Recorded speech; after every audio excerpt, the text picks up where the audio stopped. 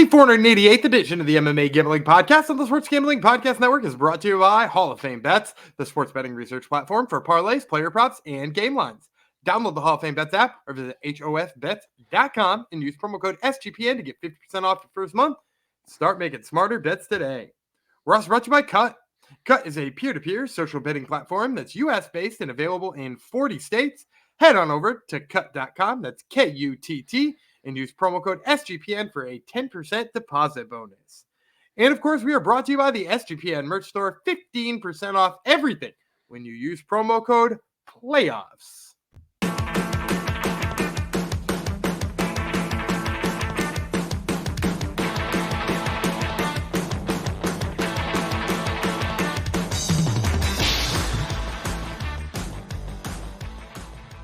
Heidi ho, degenerinos, and welcome to another exciting edition of the MMA Gambling Podcast and the Sports Gambling Podcast Network, episode 488. It says in my top corner. This one's going out to, actually, I've changed it, Gumby. Mickle. It's going out to Mickle on Facebook, who watched our KSW video and critiqued how I say Polish last name. So thank you, Mickle. I do need critiquing. That is true. Thanks for coming to the show. I'm one of your hosts, Jeff Chalks Fox, the one who mispronounces everyone's name. My co-host is sick today, so everyone be nice to him. All right, don't give him a hard time. Just let him get the work done here, get his picks in, and no one give him any lip. It's a TFC 297 that we're talking about this week, of course, in my backyard, Scotiabank Arena in Toronto, Ontario, Canada. And what a card it is. Well, if you like Canadian fighters, it's got a lot of those, but maybe not a heck of a lot of star power up top. I'm not sure if Saudi Arabia would reject this card or not if the UFC tried to host it there. Who's to say? Let's bring in the sick man himself, and we shall get moving with our prelim picks. It's one and only Sicko Gumby Vreeland. Hello. Do you think the reason why they don't have a lot of star power on this is Canada in general right now does not have a lot of star power? No. Like Yes, who's your true. biggest? Yeah. Who's your biggest star? Is it Gillian Robertson? On this card, who's you think she's the biggest star? I just mean biggest Canadian star right now in the UFC. Oh, there isn't one. Yeah, I really don't know. Maybe Gillian Robertson. Like she might have the most. She is. Yeah, I don't know. I mean, no issue with her, but yeah, I don't know about that. I think most people. Jasmine, Jasudavicius, maybe more popular than her, possibly. I don't know if she's more popular, but she's probably a better prospect. Mike Malott seems to be getting a lot of shine this weekend, so maybe we could use him. But yeah, there ain't a ton of them. Yeah, no, it's been barren ever since the days of GSP. Really, Rory McDonald was supposed to pick up the mantle. That didn't really happen, at least not in the UFC. And then after that, it's been quiet. We got Olivier Aubin-Mercier in PFL, but yeah, he didn't really make it. He did good in the UFC, but didn't really make a lot of waves. His personality really didn't come out fully until he got away from the shackles of the UFC, I guess, right? Yeah, I think it was there. I think it maybe just not highlighted the way it is in PFL. Yeah. You guys hung your hat on Hakeem Dawodu for a minute too. Yeah, that was your guy for a quick second. Yes. Thoughts on I mentioned it. Thoughts on the Saudi Arabia card that's no more, and it's going to be a UFC Apex card. Apparently, Jairzinho Rozenstruik is not worth $20 million to the Saudis. Was that the main event? Because I know I don't know if it was the main event. Yeah, I kind of kept seeing matchups and being like, the Saudis will mandate that they come with like something real for a main event. You know what I mean? Yeah. And then they just pulled it, which is one of the more hilarious things that's happened to Dana White. He's like, you want our, what was it, $22 million a card or something like that? They promised them in you want our $22 million, put some fighters on it, which to be fair makes sense, right? Like they pretty much don't have to worry about the cost of fighters. They could load it up if they wanted to, because $22 million is going to cover any card's worth of fighters. Unless you cherry pick the best 22 or, the highest paid 22 in the UFC, like then maybe not, but even then. It makes sense that they wanted to pull it. If I'm giving you 22 million, give me more than Biggie Boy. hate to side with the Saudis on something, but yeah, it's kind of nice to see if someone stick it to the UFC finally. Thoughts on any of the big fights that I did this? I set you up with this before a few episodes ago, and you said no. You had no thoughts. I just said Do you have no. any thoughts about any of the other fights that have been announced recently? The Max Holloway Justin Gaethje one's kind of fascinating to me. Is Max gonna try a 155-pound run? That's probably the best move for him right now. Nobody wants to watch him fight Volk for a fourth time. So like that kind of makes sense. I don't necessarily love the matchup, being that like Poirier battered him like, what was that, 3 or 4 years ago? And I think Gaethje's just like a touch better, and Max is probably a touch slower than he used to be. So, I maybe don't love that matchup for Max, but it makes sense if that's how he wants to progress in his career. Yeah, it's a tough one, I think, for him. What are the what's the line for that? So it opened at -140, I saw, for Justin Gaethje. And I messaged the group immediately. I'm like, hey, just so you know, -140, Justin Gaethje right now. Act accordingly. I'm pretty sure the exact words I put in there. And within another 45 minutes, I think Gaethje was -165, which is a little bit more of where I would have like lined it to start if that were me. Like I probably would have lined that -170s, -180s. So like it's starting to get close to probably where I would have put it. But it started super low. Yeah, Gumby got that line steamed up by all the degens in the Discord. So if you want to get lines before they get steamed up by the gens, obviously get in the Discord, sportsgamblingpodcast.com/discords. So yeah, that's a good fight. And then Jim Miller, Bobby Green, you think that's a good matchup for UFC 300? It's exactly what you need for a Jim Miller matchup. Something that's a household name. Let's steal that line again. Household name. A headliner. He was a headliner this last year or so. I would say you can't call yourself like a legitimate UFC fan in 2024 if you've like never heard of Bobby Green before. So like he's a name that people who follow the sport definitely know, which is what you kind of needed for Jim Miller. I don't think they had any interest in him going up a weight class. I know there were some talks about Matt Brown, but I think they like him continuing to be competitive, because it's nice to see him keep fighting. But if we kept seeing him get knocked out or dominated in there, like it would be less nice. So like, could Bobby Green beat him? Sure. But like, I can see Jim Miller pulling that off as well. Oh, +170 if you like that, Gumby. Yeah, I'm probably gonna marinate on it a little more, because his striking looked good against Gabriel Benitez, but he did wear it really terribly. Like his face took some damage. So, who knows? Come fight time, we'll see how I feel. Yeah, it's a tough one. I'm not sure what side I'm falling on. So we're doing the prelims today, UFC 297. What thoughts on the lines or the making picks for the prelim portion of this card? I think we're gonna disagree a lot. That's what I'm gonna say. I don't think we're gonna get along today. Really? Yeah. Why? I just have a feeling that I'm picking against people you like. Okay. I don't like anyone, first of all. I'm maybe going a little bit too underdog heavy, like maybe. Yeah. So I don't think we're gonna agree very much. Tomorrow's show is my underdog heavy show. Today's show not so much. Who knows? Maybe you can persuade me. You have persuaded me before. I don't think. Sometimes it pays off that should have been the stat you tracked in 2024. Yeah. How many times did Gumby get Jeff off a correct pick? Yeah, exactly. It's true. I should track that. One thing I did check. Talk about home advantage, because this is a card full of Canadians on Canadian soil. Last year, what do you think the hometown fighter? I did it their home country, or if it's like Australia, I included New Zealand. If it's the Abu Dhabi or one of those countries, I included Muslim fighters that get all the cheers down there, stuff like that. From the region. So what percentage? What's the win percentage of the hometown fighters going to be last year?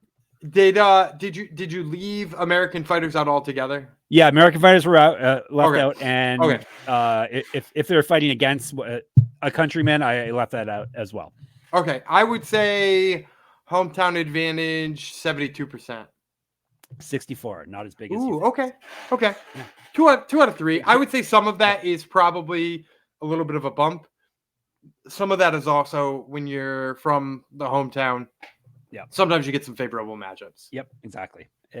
But It doesn't matter to us. We just want to know if they're going to Who win wins? or not. But yeah, the Canadians did very well in the Canadian event too. So keep that in mind, because we're going to have we're going to give you some Canadian fights right now, Canadian fighters, after I tell you about DraftKings.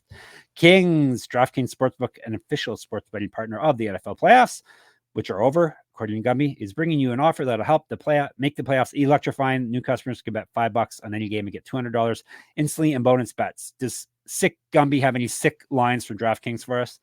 I mean, like, just check the over and unders for every single line on this fight card, because they dropped those earlier this week, and I noticed that the numbers in general just look better than anywhere else. Oh, okay. All right. So over under round length, we're talking? Yeah, totals and stuff like that. Yeah. Totals, right. The Yanni special, right? Yeah, if you love Yanni's favorite picks, yes, exactly. This is the place for you. All right, so download the DraftKings Sportsbook app now and use code SGP. New customers can bet just $5 to get $200 instantly in bonus bets, only on DraftKings Sportsbook with code SGP. The crown is yours. Gambling problem, call 1-800-GAMBLER or visit www.1800gambler.net. In New York, call 877-8-HOPE-NY or text HOPE-NY. That's 467-369. In Connecticut, help is available for problem gambling. Call 888-789-7777 or visit ccpg.org. Please play responsibly on behalf of Boot Hill Casino Resort in Kansas. 21 plus, age varies by jurisdiction. Void in Ontario. Bonus bets expire 168 hours after issuance. See dkng.com/football for terms and deposit restrictions. I said that wrong. See dkng.com/football for eligibility and deposit restrictions, terms, and responsible gaming resources. Boom.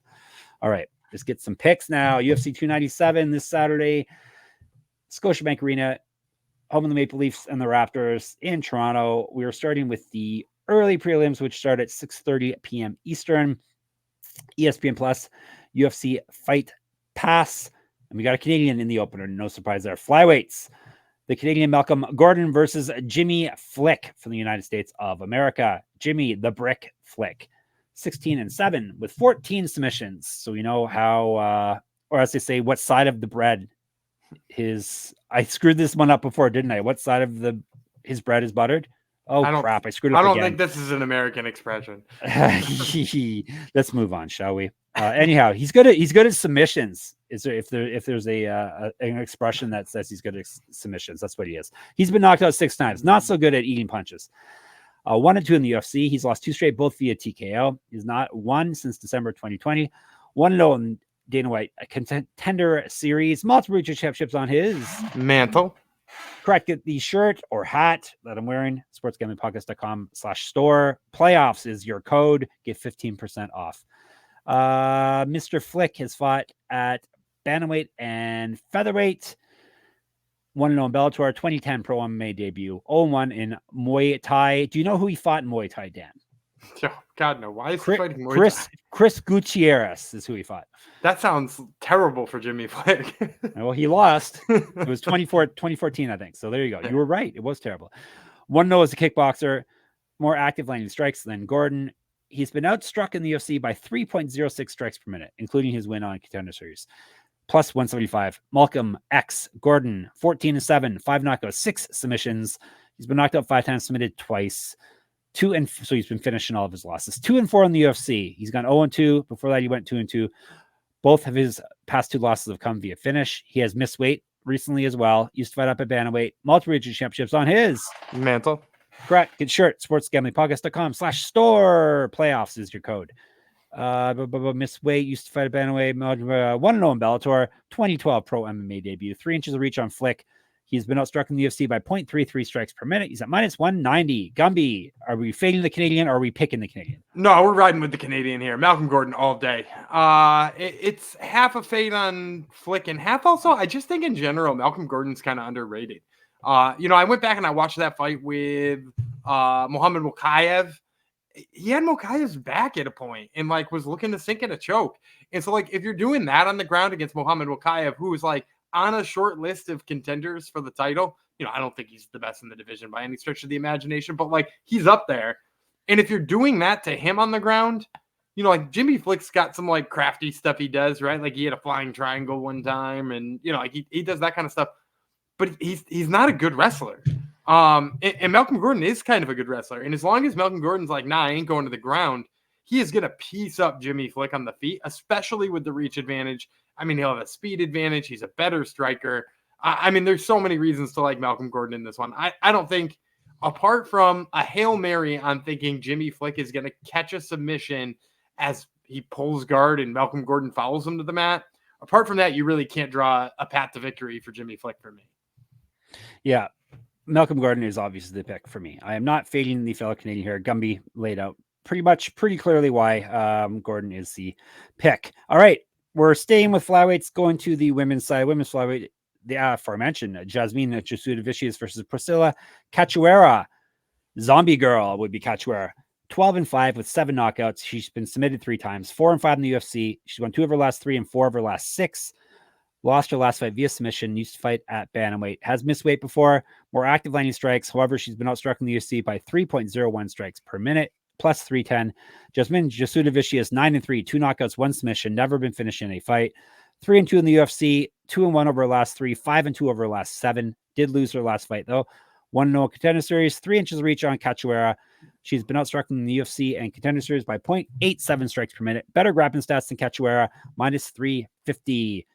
I was thinking hard about taking Cachoeira here, but yeah, I don't think the odds should be what they are, but I'm going to side with Jasudavicius here. I think she's the type of fighter who hometown crowd is going to help with. She just seems to be the kind that will get pumped up here. She's just relentless in the cage, and I think that's going to pay off for her. I think she'll be grinding. Cachoeira probably take her down and grind out a decision win is my pick if you want to be exact here. So JJ is the pick. Yeah, I also debated Cachoeira just because I saw the line and I was like, maybe I like Cachoeira here, because she is a good boxer and she's got big strength. But then, I kind of rewatched her getting taken down pretty easily, and reminded myself that Jasmine Jasudavicius like manhandled Miranda Maverick, and so like as long as she stays away from that big shot early, I mean, this should be her taking her down, beating the hell out of her for 4.5 minutes, and rinse and repeat for 3 rounds. Because Zombie Girl survives on the mat for the most part. It's not like she's going to throw a sub up. It's not like she's really going to work to get up all that much or even have any success against Jasudavicius. But like, I think she'll just survive that 15 minutes while Jazz just puts an absolute beating on her. Yep. I agree, obviously. So there you go. We are on the seat. We're green. There's only 1, 2, 3, 4, 5 more fights. Do you think we're going to disagree on the rest of them? I think at least 3 of There's them. some surprises coming. 3 of them? I think 3 of them. Let's see what happens with the next fight. The main event, Gumby, of the early prelims. There are some dots. It's like when we used to have. It's like when we used to have Facebook prelims. Yes, everybody remembers Facebook prelims. Of course, Facebook prelims, the good old days. All right, these are on ESPN Plus and UFC Fight Pass. So much better. Welterweights: Yohan Lainesse versus Sam Patterson. So Canadian Lainesse, Jasmine Canadian, Malcolm Gordon Canadian. So far we've picked all Canadians. Let's see if we make it 3 in a row here. Tell you about Sam Patterson first. He is the future. I don't know of what, but he is the future, Gumby. People love that nickname. The future is Sam Patterson. Yes, they do love the nickname. Thought it was Macy Barber. Apparently, I thought so too. This future is 10-2-1. So 10 wins, 2 losses, 1 draw, 4 knockouts, 5 submissions. He owes his rounds. He's been knocked out twice, so he really owns his rounds here. 0-1 in the UFC, 1-0 in contender series. Got TKO'd in his last fight. Used to fight at lightweight, 2 inches height, 2 inches of reach. 4 years younger over Lainesse. More active landing strikes. He has been outstruck over his 2 fights, contender series and UFC fight, by 1.42 strikes a minute. He's at plus 125. Lainesse, the White Lion, 9-2 with 6 knockouts. He's been knocked out once, submitted once. 1-2 in the UFC. Loss for his last 3. He got submitted in his last fight. 1-0 in contender series. Was regional champion. Better striking stats. Better grappling stats than Patterson. However, he has been outstruck over, it would be 4 fights we have that stats for. He's been outstruck by 1.1 strikes per minute. He's at minus 148. All right. Are we sticking with Canadians or not, Gumby? I've warned you guys about the tall guy defense. It's been bad lately. Time and time again, it's been bad lately. And The first person to really show truly how bad it could be was Sam Patterson, who had a 10-inch reach advantage over his last opponent and still managed to get flatlined with the easiest right hand I've ever seen. Now he's going to be fighting a guy, and he's used to having a reach advantage, right? That's the thing. Right. And so he had a reach advantage and still used it so poorly that a guy who, like I said, he had a 10-inch reach advantage on, got inside and knocked him out in like a minute and 15 seconds. Now he's fighting a guy who pretty much has the same reach as him. Lainesse, I think it's a 2-inch difference in terms of reach. Yep. Yeah, which is like, nothing compared to what Patterson is used to. So like if he does any of that backing up like that, dude, Lainesse is going to put him out hard, because that's the thing about Yohan. Like, is his grappling great? Not particularly. Is he gonna, go toe-to-toe with you and outbox you for 15 minutes? Probably not, but he's definitely got the power to knock just about anybody out. Patterson just showed that his chin is maybe questionable. So, give me the guy who's actually got some defense when it comes to striking, and give me the guy who's going to be clearly reaching Sam Patterson's chin more than once. All right. See, did you think we were going to differ on any of those? Because we didn't, Gumby. We're on the same page. I thought maybe you'd be on the same page as that one, but the differences are coming. Things are going to get crazy in the next block here, Gumby. Maybe I'm wrong. Maybe you'll just pick everything exactly the same as me, and I'll lose my mind. Crazy, as long as I don't get sick like you too. Another thing we do agree on is Cut. Kutt. Cut is a peer-to-peer social betting platform that's US based and available in 40 states. Two things I am not. I've used that joke 3 times now. I'm still going to keep using it. I'm a dad. That's what we do. Peer-to-peer social betting is a new and better way to bet. Bet directly against your friends or other users on sports, politics, pop culture, and other events with verifiable outcomes. And it's tons of fun. And it has, tons of fun social features that give it the feel of a betting social network. Cut offers lower vig and fully customizable odds. Create your own bets. Cut handles the payment side of things, so you never have to chase anyone down for dollars. Social features include group chats, betting leaderboards, head-to-head history, user profiles, fan groups, and more. And the rewards is you get your cash back every single time you bet against your friends or other users. Reminder, Cut is the... I emphasize is. I was supposed to emphasize the. Let's do another Cut. Reminder, Cut is the peer-to-peer social betting platform that's US-based and legal in 40 states. That rhymes, kind of.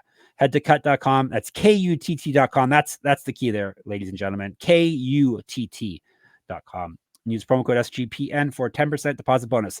I do have to say, at least, ladies and gentlemen. I said ladies, but at least one lady watches us. So, ladies and gentlemen.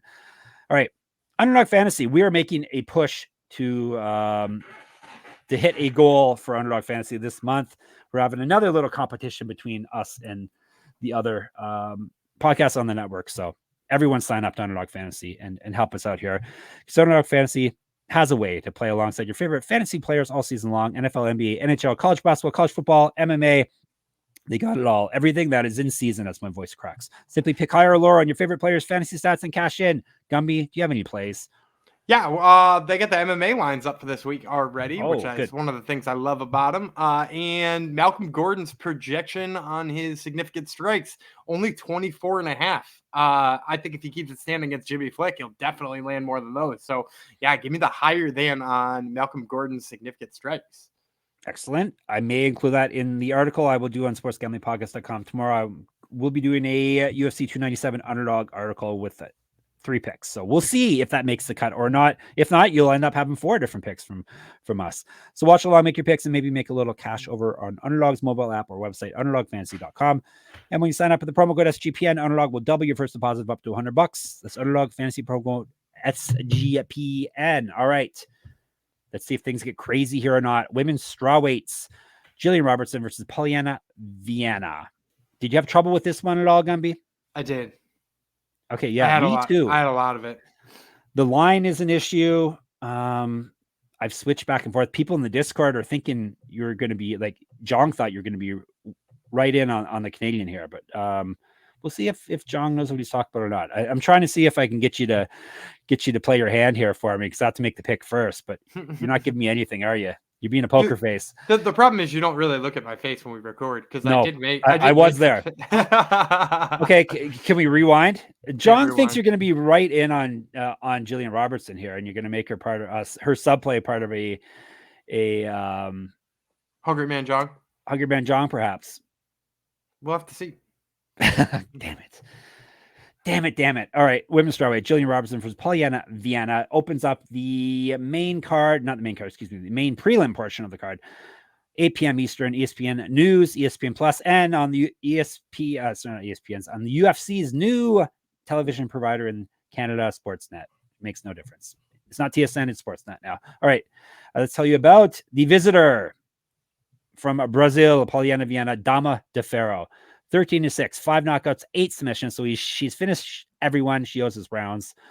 She's been submitted twice. 7-5 in the UFC. Loss over her last 3. She got submitted in her last fight. Was regional champion. Used to fight up at flyweight. 2013 Pro MMA debut. 4 inches of reach on Robertson. Better striking sets. More active landing strikes than Robertson as well. And she's outstruck her opponents by about over half a strike a minute. She's at plus 0.56. And speaking of pluses, she's plus 220. So I'm saying this line is, I don't know. It feels like it should be more close in the pick'em range for me. But regardless, we shall move on. The Savage Gillian Robertson, or is it Gillian the Savage Robertson? I think that sounds better. I think it's in the middle. All right. The Dean Thomas protege. She is 12-8, 1 knockout, 9 submissions. She's been knocked out once, submitted once. 9-6 in the UFC. 2-1 over her last 3, 3-2 over her last 5, 3-4 over her last 7. So it got worse the farther we got along there. Did lose her last fight. Used to fight at flyweight, has missed weight before. 0-1 on the Ultimate Fighter. 4-4 as a pro grappler. At least the stats that they have, or the matches that they have listed on Wikipedia there. 3 years younger than Viana. She's been outstruck in the UFC by 0.61 strikes per minute. Better grappling stats than Viana, minus 245. And she's Canadian. Technically, she grew up in Florida, I believe. So she's quasi-Canadian from Niagara Falls. Niagara Falls is barely Canada, too. All right. What am I doing here, Gumby? Gillian Robertson, really bad in the feet. I'm watching her face the whole time, by the way. Really bad in the feet. Not getting any better. Hasn't improved. She's got to get the fight down to the mat. But Polyana Viana gets taken down a lot. That's the problem. But she also has decent grappling herself. And she's way better on the feet. I think I'm going to go back to where I was to begin with. Give me Dama de Ferro. Give me Viana at the big plus money. Look at that. Robertson hasn't been too impressive, and I have a feeling you're going to side with me. I think that's why I took Viana. I am. Are you? Yeah, I like Polyana Viana in this fight. Make me more confident. Go ahead. Yeah, I want to like Gillian Robertson. Because like you said, like if you just look at the stats, you're like, she hits a bunch of takedowns, Viana gets taken down. That in theory could be enough for us to be like, yeah, let's go with that. But here's the problem. Polyana Viana, like you said, good submission defense, gets back to her feet fine. And if Gillian Robertson spends 2.5 minutes of every round on top, I still think she'll lose this fight. Because the 2.5 minutes that'll take place on the feet will look so bad for her that none of the judges in their right mind would score the fight for her. She'd have to be on Viana's back, and I just don't think she's going to get there. I think she's going to get absolutely blistered on the feet over and over and over and over and over again. And I don't think she's going to be able to deal with that striking in her entries, right? Because in order to enter in on those takedowns, she's going to have to get past the hands. I don't know that she'll do that. So yeah, I'm going to go with Viana here too. I think love Robertson, always been a fan of her, but just I don't like how much time she'll probably have to spend on the feet here. Yeah, that realm is not improved at all for her, right? It doesn't seem like it, no. It's maybe little bits and pieces, maybe like technically and defensively, but like here's the thing is like I've seen little bits and pieces of the way that she backs away from striking exchanges, but part of what she needs to do in order to get those takedowns is she needs to move into those striking exchanges and avoid the shots. And like her defense has gotten better in that she's not getting into those exchanges as much anymore, but like she sort of has to be in them to get what she wants at the end of the day anyway. And I don't think she's doing enough of that. So yeah, I'm going to go with Viana here, especially at plus 220. Like there's just so much value on that. That's another thing. Like I said, I don't usually play the lines because I feel like I should just tell the listeners who I think is going to win, and they can decide if the line's decent or not. But yeah, that's another thing that kind of plays into this. Julie Robertson's not like, this is more of a pick'em fight, if anything. I think so. Yeah. When I saw the fight, I was like, oh, I wonder if I can get Gillian as a dog. That was honestly my first thought. And then to see her as a 2-1 favorite, I was like, ooh, and man, I am really off that. Yeah. And like, what, 64% a home court advantage isn't enough to really make those odds that much higher, especially considering she's been living in. It's not like doesn't have to travel here. She's from lives in Florida. I think she grew up and went to school there and everything too. So, all right, Viana. Let's check out the next fight. Middleweights, Serhiy Sidey. I think he fought when I was in the ocean on a cruise, and I didn't see his first UFC fight, so I don't know how to say his name. He hasn't fought in the UFC yet. Oh, that's right. He was Contender Series. Excuse me. Yeah. I did see his fight. Guess who he fought on Contender Series? Ramon Tavares. He did. Yeah, he fought Ramon. That's who he's fighting again here. How do you say his name again? He's Canadian. I should be able to say. Serhiy? I think it's Serhiy Sidey. Siri? Is everyone's Siri's going off right now? Hey, Siri. I'm making everyone angry. Hey, Siri, hey, play a Quentin Rampage Jackson fight. Hey, Siri, play a Taylor Swift song. They probably are already anyway. So anyhow. All right. Let's go. Hey, Siri, put Webster on the TV. All right, bantamweights, Serhiy Sidey versus Ramon Tavares. Let's stop this silliness. Hey, guess what Tavares' nickname is? Is it Catch Dem Hands, or is that just his Instagram handle? That's a good name. Who is that? I think his Instagram handle is Catch Dem Hands or something. No, that's a great name. Catch D's Hands, maybe Catch D's That should hands. be his nickname, because his nickname's the Savage. Oh, okay. Guess what Gillian Robertson's nickname is? Savage. Yeah. Savage. Oh well. Oh, Pascal Siakam got traded. Did you realize that? He just got traded, Gumby. I didn't. That affects my my first bucket articles that I read all the time. He got traded to the Indiana Pacers for Bruce Brown, Jourdain Nwora, and 3 first-round picks. Boom. 3 first-round picks is good for the Raptors. Raptors are finally tearing things apart. Usually Poor Scotty Barnes. Yeah, exactly. He isn't. Well, he'll get to shoot more now. Anywho, it's back to Serhiy Sidey versus Tavares 2. The fight we didn't know we needed this rematch, and here it is. All right, the Savage Part 2 is 9-2, 5 knockouts, 3 submissions. That's Tavares, by the way, in case I lost you all here. He's been knocked out twice. This guy owes his rounds too. A lot of people owe his rounds, and we need that shirt, Gumby. I don't know why it's up to you. I don't know why it's up to you, but it's up to you apparently. I'm working on it. You got the mantle shirt in there. So, all right. He's 1-1 on Contender Series. He lost to Sidey, and then he was on twice last season, right? He was, correct. Yeah. Which means they only do that with people they really want to get into the UFC, right? Like, okay, you were supposed to win your last fight. He also got screwed out of his fight, too. The reason this is being rematched, in case anybody forgot, on Contender Series, is Sidey hit him with 1 punch. He fell down, went to go pop up, and the ref waved it off. It was like one of the worst stoppages I've ever seen. But like, and immediately Dana White was like, that's terrible. He signed Sidey, and he was like, Tavares can fight again in 3 weeks. There you go.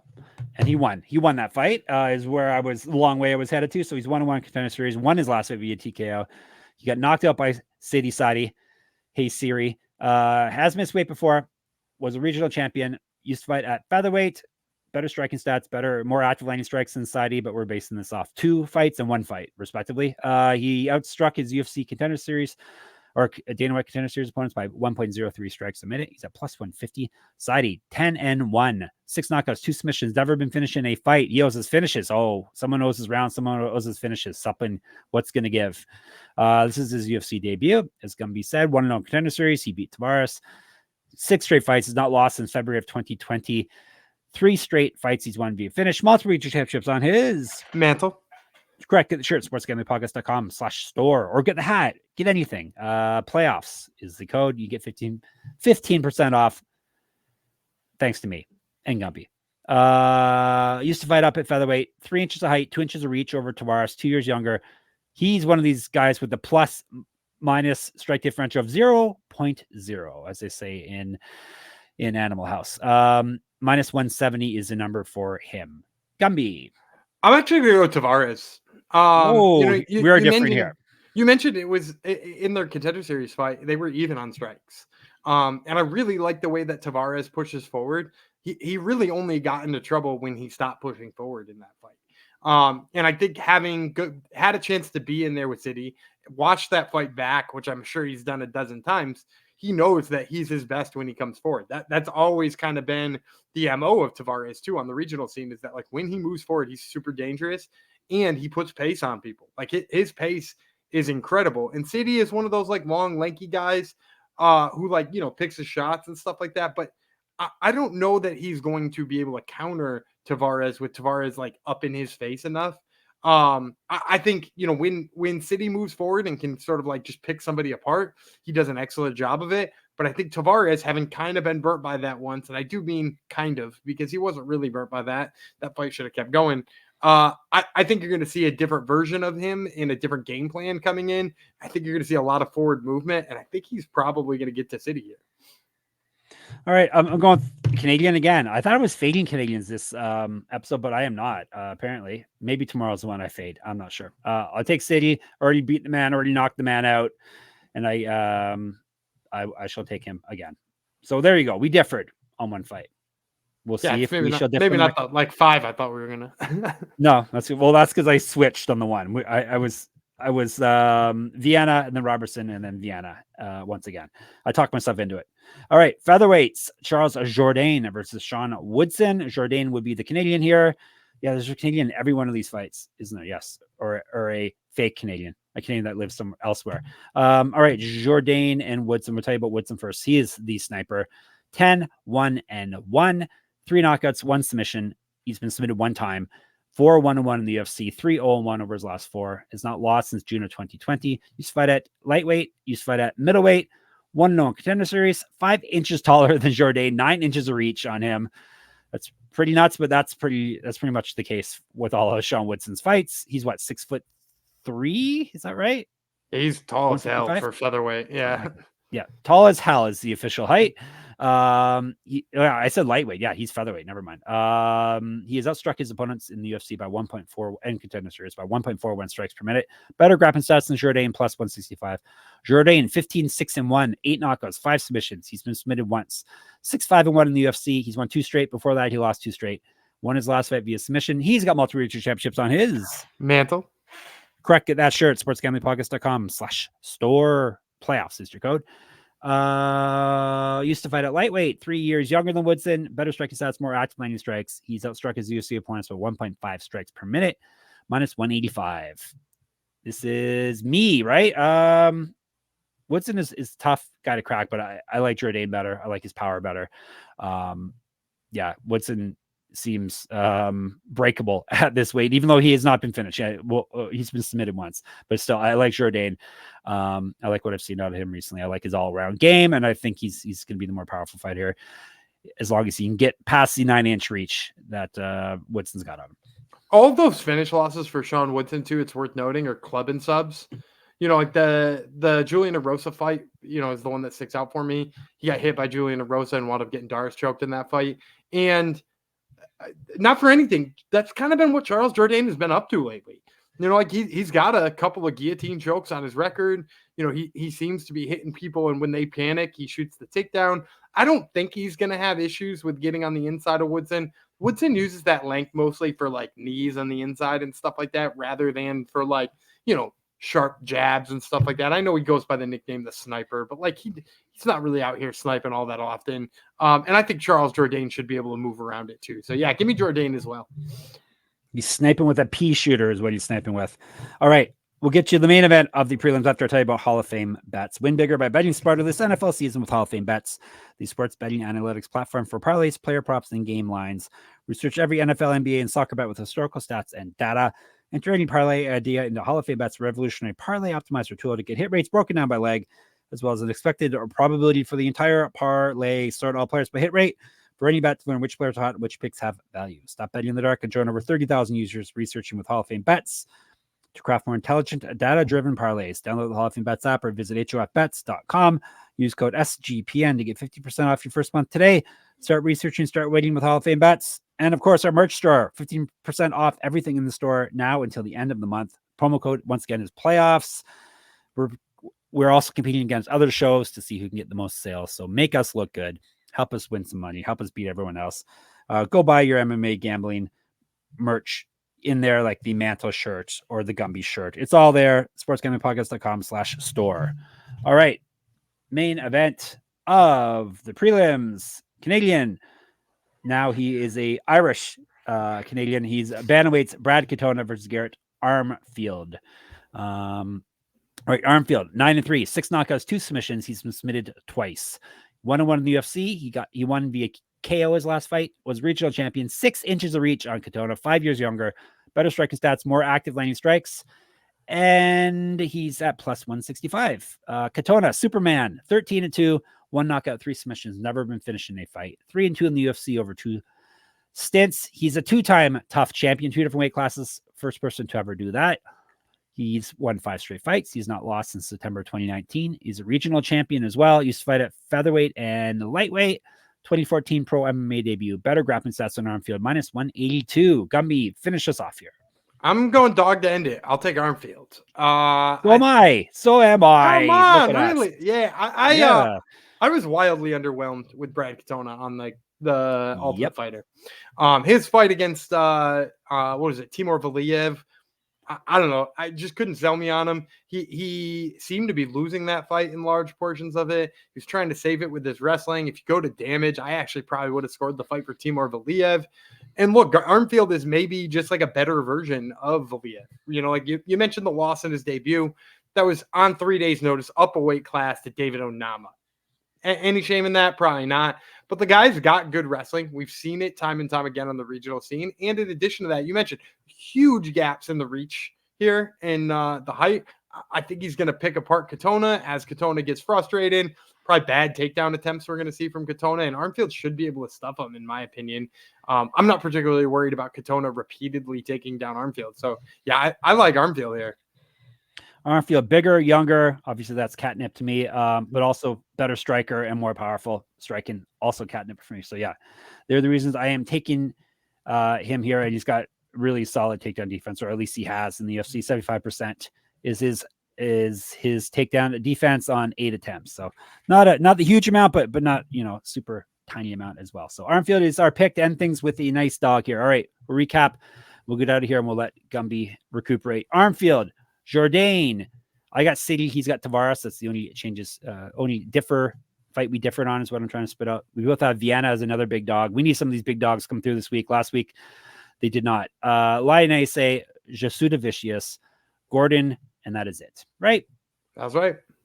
sportsgamblingpodcast.com/Discord is the place to be. You can get more picks from us or chat about anything you want. I just put more breaking news in there, Gumby. Vadim Nemkov has given up his Bellator light heavyweight belt. Yeah.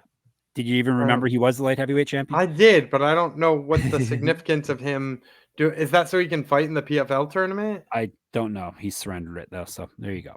Okay. Well, maybe we'll talk about Bellator and PFL. Is Bellator real still? Yeah, apparently. I didn't think it was real. All right. What else can we do? Discord I told you about. Twitter's SGPN MMA. Gumby runs that. I'm a Jeff Fox writer. He's a Gumby Vreeland. I'm Jeff Fox writer on Instagram as well. Gumby has a Top Turtle MMA podcast. I have not seen it this week. Gumby, what are you doing to me? You haven't posted it. I had a maybe interview not come through, and I had been holding it to maybe squeak in the extra interview. Yeah. So by the time you hear this, you will be hearing Top Turtle in your ears too. So you can go ahead and check that out right after you listen to this. Fantastic. If Gumby doesn't die before then, you will hear it, right? Yeah. If I don't fall into a never mind. I'm not going to get graphic. Oh, my Discord, not my Discord, my Substack, obviously get in there. Maybe by the time you hear this, my top 24 and under fighters for 2024 will be posted.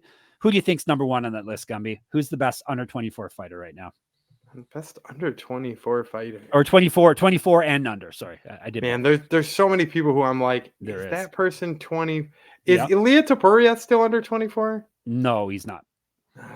It's basically all women's strawweights and UFC and men's the flyweights, basically. Yeah, I'll be honest. I'm not really great with ages. All right, Song Yadong under 24 still? Nope. They said he was 4 when he got signed to the UFC. Yes, I remember there was all kinds of controversy around his birthday.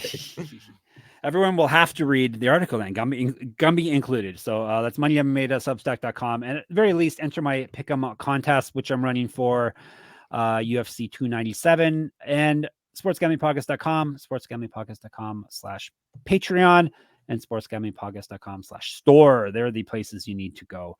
All right, we'll be back tomorrow. Hopefully Gumby feels better. If not, he shall be a zombie girl, Gumby Vreeland. I, of course, will remain the future Jeff Fox, and we'll talk to you tomorrow. Bye.